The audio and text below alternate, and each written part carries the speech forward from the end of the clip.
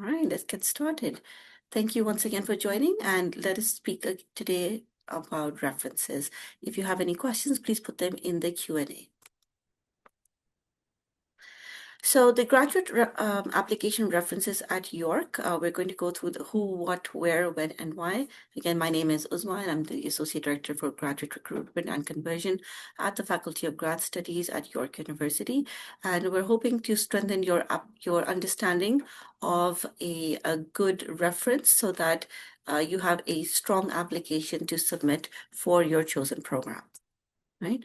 So let's go through a little bit on what is a reference and why do we ask for them. So when we're referring to a reference or a referee or a recommender, we are essentially referring to the same thing. We're talking about someone who can write a reference letter for you or complete a form or just, maybe it's a separate letter depending on the application.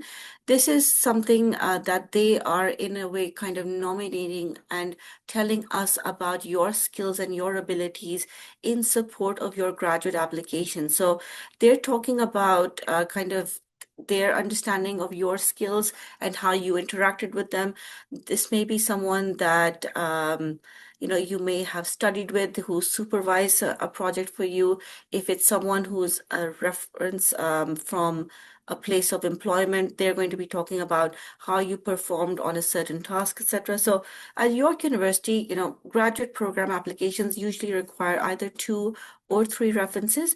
It really depends on the program requirements. So prior to starting an application, it is important for you to look at how many references that program requires and to really have a think about who you would like to nominate as a referee for your application, because this is a key component of your application, and we do take a lot of we put a lot of emphasis on what your referees say about how you were as a student or an employee, etc., to be part of your application. So the purpose of having that reference is someone with knowledge of your skills, someone who can vouch for you, right? So think of someone who is going to be showcasing all of the good stuff that you've done as part of your graduate application. So who can be a reference? So your reference can be someone who has taught you, someone who has supervised your research, and it can be someone who has either supervised you as a manager at a place where you have either volunteered or worked, whether that has been a short term or long term. It doesn't have to be someone who has known you for a very long period at a stretch. We have to keep in mind that the reference section will demonstrate if this is a reference that has come in through employment or if it is an academic one. If it is an academic one, how old is this? Is this someone who was someone who taught you in college or in the start of university, especially? So, keep in mind, and ideally, this should be a reference that you have reached out to.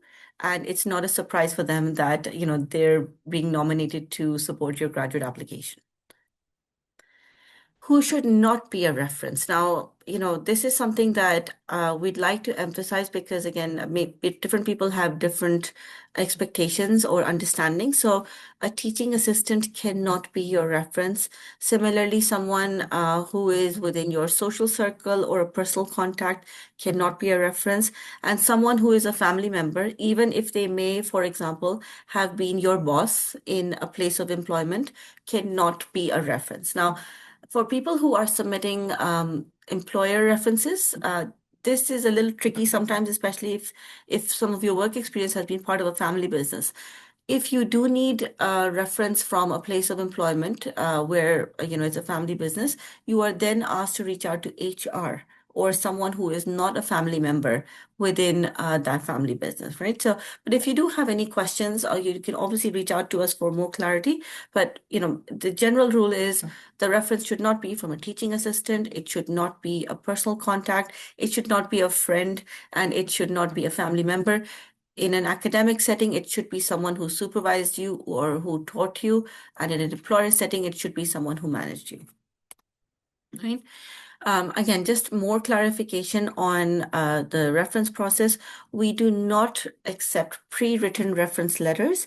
They need to be through the online application. So you need to submit as an applicant the name and the email address of the person that you are nominating as a referee or as a reference. We will then email your referees the standardized form that they will need to fill out. Either it's going to be an online link or it will be a PDF form. The reference form is the same for all of the programs, but the number of referees may change. So it might be two or it might be three, depending on the program, right?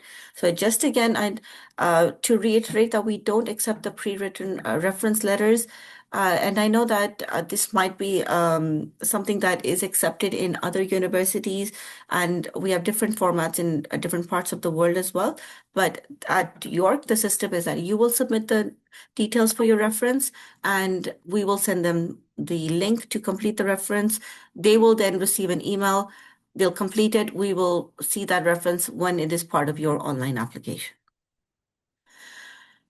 What does a reference actually write? So they are first asked how they know you and how long they've known you. This is important for us because uh, you know, if someone has taught you for a month or two, they may not be able to vouch for you because the relationship has not been that long, right?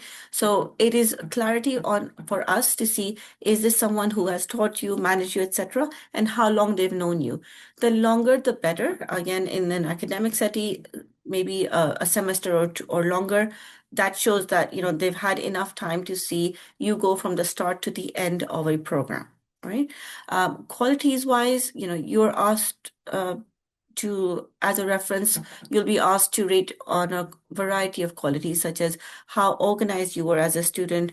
Were you punctual? Did you have academic potential? Did you show creativity, initiative? All of these things are, talked about very clearly in the reference form so that they can talk about all of these things that we're looking for in a student to enroll them in our program, right? So keep that in mind that you may have had a good relationship with a certain person that you might want to nominate as a referee, but did you do well in that program?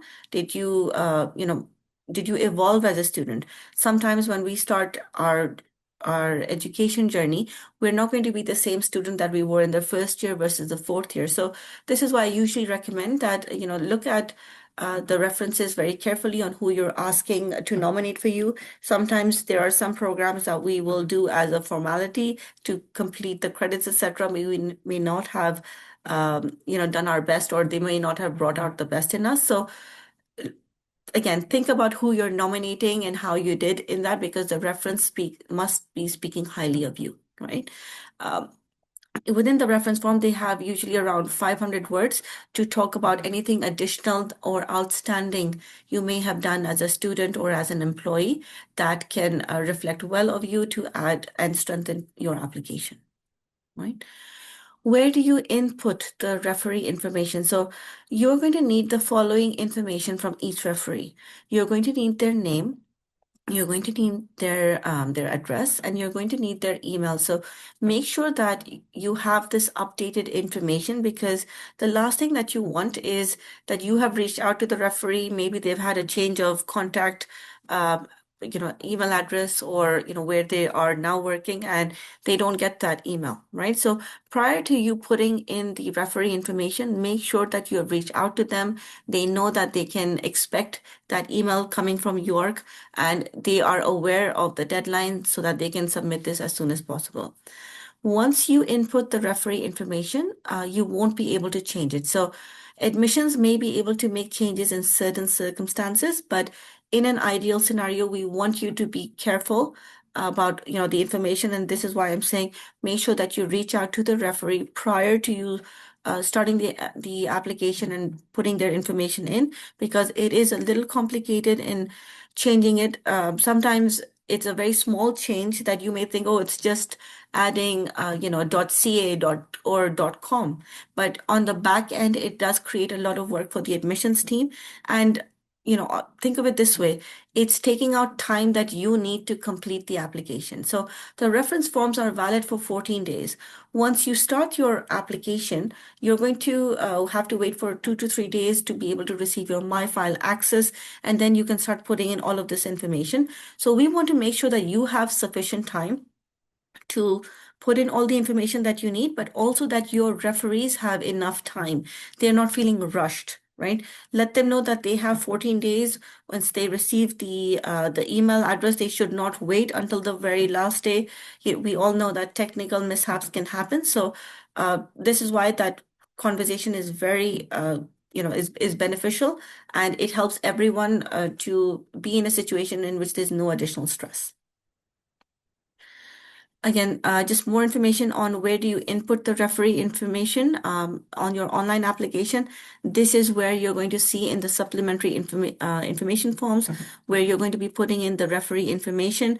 Make sure that the name, the spelling is correct, the address, and their email address so that you can submit this, and then you are not going back and forth with the admissions team to make any changes, and so that your referees can receive the email. Usually it's within 48 hours, and then they should be able to submit the online form as soon as possible so that your application, this section of it, is complete. When should you do your references? So again, just emphasizing what I've said earlier, ask your potential references early. This does not have to be, a conversation that takes place only once applications have opened. So at York University, applications for graduate programs will open up in October of every year. That does not mean that this conversation must happen in October. It can happen even months before. You can have a conversation with your referee, let them know that you would like for them to, be a reference on your application, but also stay in touch. If especially you're reaching out to a supervisor, they may have assignments, they may have travel, they may have conferences. So once you have started your application, send them an email as well that, you've started your application. They should expect an email that is coming up. And this is also a cue for you that if you have reached out to a referee and they haven't responded, to that request, always keep a backup, right? It might be that they missed the email. It might be that they don't remember you if they taught you a long time ago or so. So that relationship should have communication for you to be able to depend on them to submit the reference part for your application. Right. So, supply enough information to your referee, let them know exactly the program that you are applying to, the school that you're applying to, anything that you would really prefer that they could highlight in the reference section if there's a project or so. Again, uh, appreciate that your professors have probably taught so many students, and the fact that they remember you, they'd love to be your reference. That's a place of a wonderful place to be, but we can't expect them to remember every single thing. So in the email that you are sending them, asking them to be your reference, make sure that you put all of this stuff. It makes their lives easier. It will make your application easier as well. Remember that the due date for the referees is around 14 days after the application deadline. So make sure that you are in touch with them. Ask them to submit the reference sooner rather than later, just so that that part of your application is completed. And we know that, referees are the least predictable portion of your application. Anything that is third party is considered least predictable, which is why I always recommend don't only depend on one or two people to be your reference. Anything can go wrong. They might miss the deadline, they might miss the email or so. So it's always better to have more references than less, so that you are in a space in which you are not blindsided if someone has not submitted the reference and the deadline has come up. So the last thing that you would like to have is an incomplete application just because you didn't have a backup. All right. So I'm leaving the page for our grad studies, our socials over here. It is a wonderful place for you to see where our events are being updated, how to get involved in the community, anything that is coming up in regards to application deadlines or helpful webinars. Please, follow, like, and subscribe to our pages. And, it is super helpful for you, again, especially if you're looking forward to be part of the community. It's a great way to make friends and just stay updated in general. And in the chat, we're also going to leave our email to get in touch if you've already started an application or have any questions. Please get in touch. If you have any questions about the application up in kind of the status, the best way to find out is to log into my file. We will see the same thing as you. If you are waiting for a decision, good luck. We hope that you are successful. And again, please go and explore the Future Students website. We've put a lot of information there. If you are still in the process of completing your application, we have put a lot of helpful information on, the statement of intent or how to strengthen your application, what to look for in an application or a program, and how to decide. So again, we're trying to leave as much information out there for you to, just stay updated. So I'm going to stop. This wasn't a formal application. Again, just for information for you. We're going to check if there are any questions that my colleague and I can help you with.